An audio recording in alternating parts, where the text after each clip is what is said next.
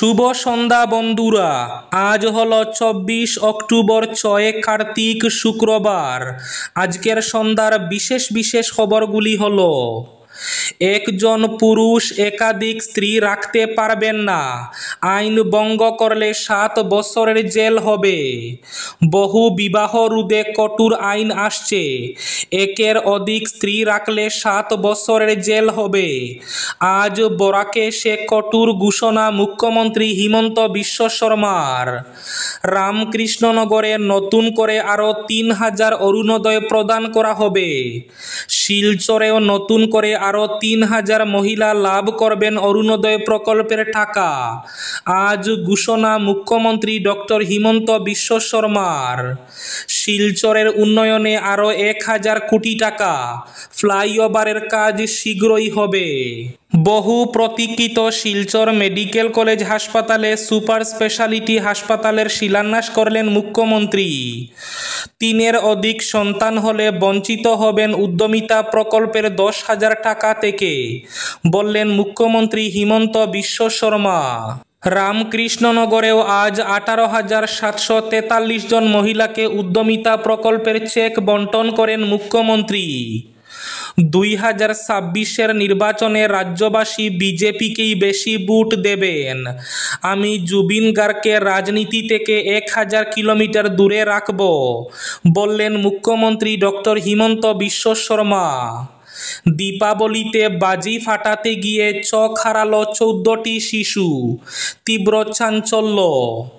বাইকের সঙ্গে সংঘর্ষ, চোখের নিমেষে আগুনে গ্রাসে আস্ত বাস, জ্বলছে মৃত অন্তত 12 জন, তীব্র চাঞ্চল্য এলাকা জুড়ে।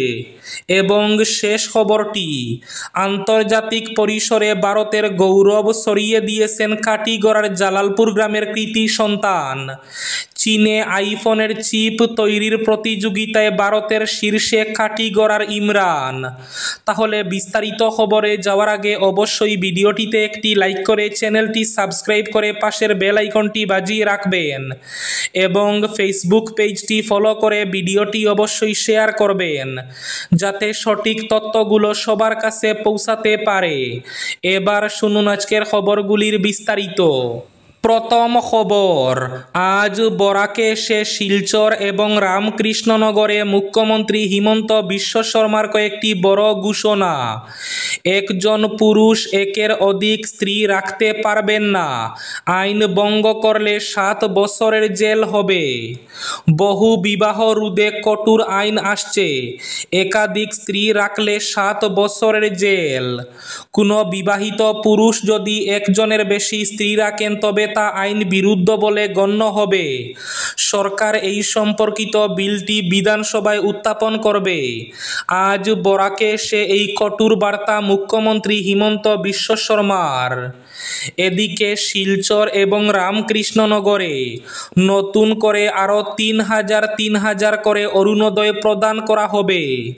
রামকৃষ্ণনগরে নতুন করে 3000 অরুণোদয় প্রদান করা হবে এবং শিলচরেও নতুন করে 3000 হিতাধিকারীকে অরুণোদয় প্রকল্পে অন্তর্ভুক্ত করা হবে।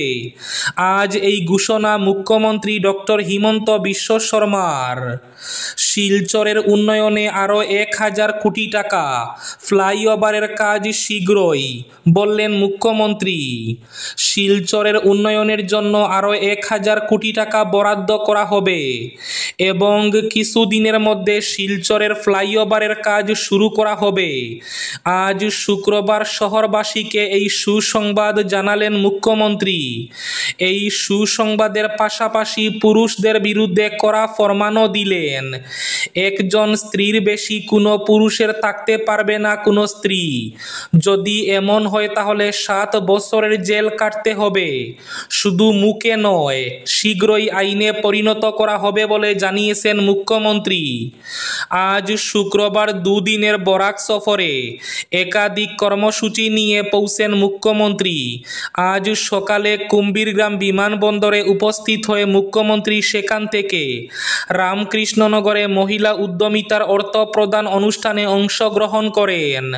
রামকৃষ্ণনগর বিধানসভায় 18,743 জন মহিলা হিতাধিকারীর হাতে উদ্যমিতা প্রকল্পের চেক তুলে দেন। রামকৃষ্ণনগরের অনুষ্ঠান শেষে হেলিকপ্টার যুগে শিলচর পুলিশ প্যারেড গ্রাউন্ডে মহিলা উদ্যমিতার টাকা প্রদানের অনুষ্ঠানে অংশগ্রহণ করেন মুখ্যমন্ত্রী।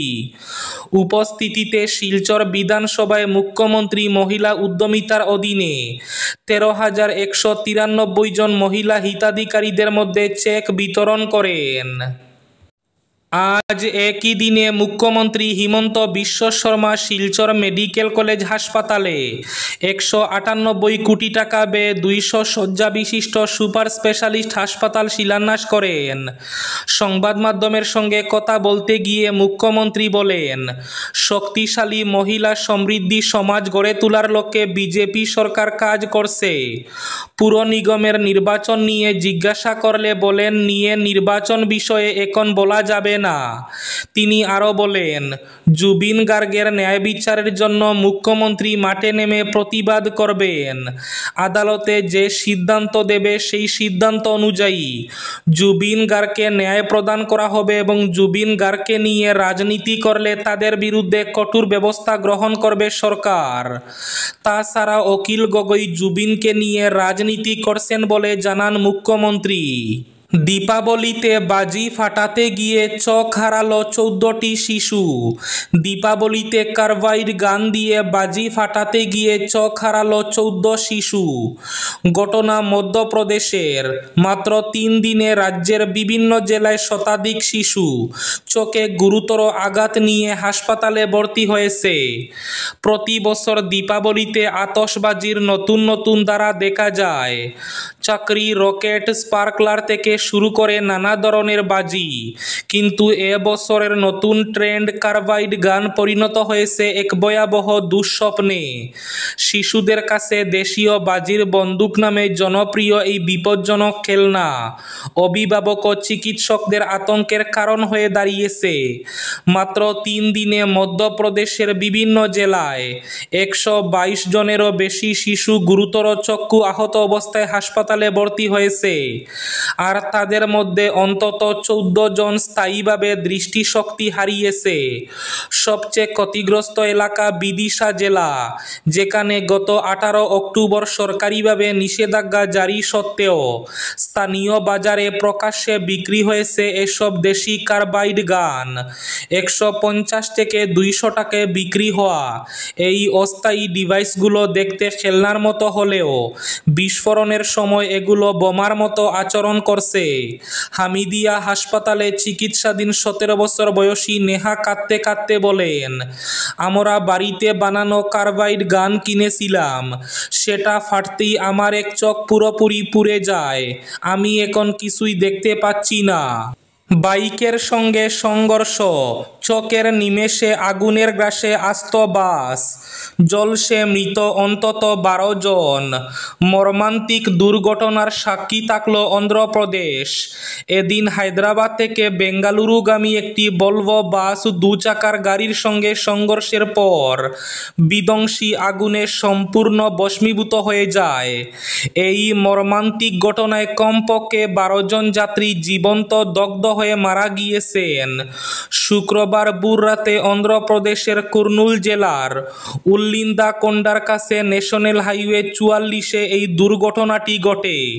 পুলিশ সূত্রে খবর, বাসটিতে চালক ও কর্মীসহ মোট 40 জনেরও বেশি যাত্রী ছিলেন।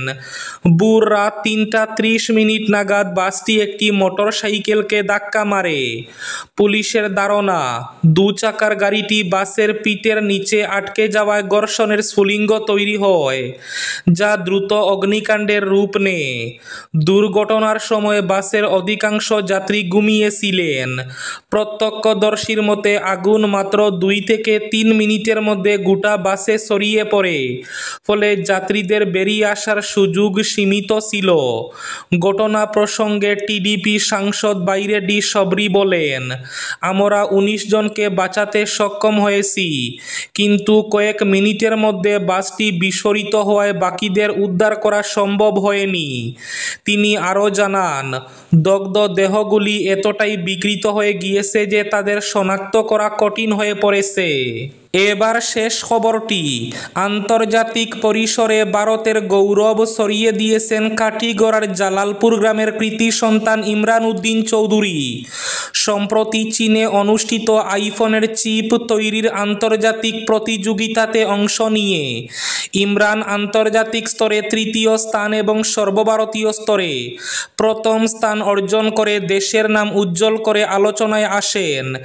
এই গৌরবময় সাফল্যের স্বীকৃতি স্বরূপ বৃহস্পতিবার বিকেলে কালাইন জিপি অফিস প্রাঙ্গণে এক সংবর্ধনা অনুষ্ঠান আয়োজন করে কাঠিগড়ার স্থানীয় সংগঠন যুবতারা শক্তি সংঘ। সংগঠনের সভাপতি শামসুদ্দিন লস্কর এবং নীল সরকার ইমরানকে শুভেচ্ছা প্রদানের লক্ষ্যে এ অনুষ্ঠানের আয়োজন করেন বলে জানান। এই ছিল আজকের সন্ধ্যার বিশেষ খবরগুলি। ভিডিওটি অবশ্যই লাইক করে শেয়ার করে দেবেন।